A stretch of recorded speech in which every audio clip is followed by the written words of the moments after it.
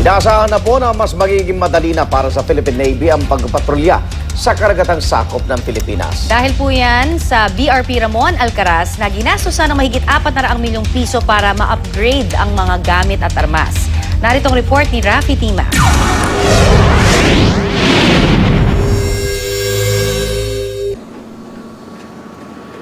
Eksklusibong nakasama ang GMA News sa BRP Gregorio del Pilar patungo sa Bolinao, Pangasinan para salubungin ang pinakabagong miyembro ng Philippine Navy, ang kanyang sister ship na Ramon Alcaraz. Isang buwan din ito naglayag mula Amerika. Sinalubong ito ng humigit kumulang 30 bangkang pangisda at isang Islander plane.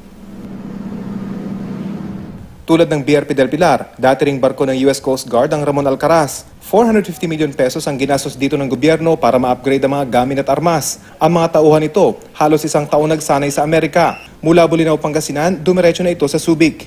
Sa ngayon, nakasunod na sa atin itong BRP Ramon Alcaraz matapos itong salubungin itong ating sinasakyang BRP Gregorio del Pilar. Isang buwan ding naglayag ang Alcaraz mula sa South Carolina sa Amerika. Pagdating nito sa Subic, pipinturan ito ng gray tulad ng iba pang barko ng Philippine Navy.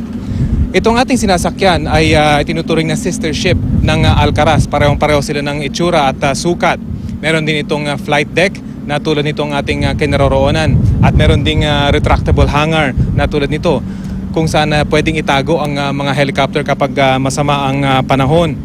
Ito lang at ang kararating na Alcaraz ang may retractable hangar sa ngayon sa mga barko ng Philippine Navy.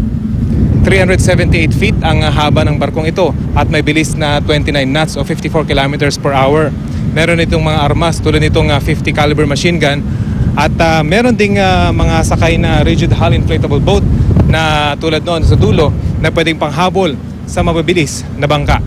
This ship is very reliable. Actually, it can go out to sea for a maximum of 30 days without going back to port. So kayang-kaya ng kanyang fuel, ng kanyang provision sa pagkain at yung ibang kanyang machineries. Para sa unang balita, Rafi Tima reporting.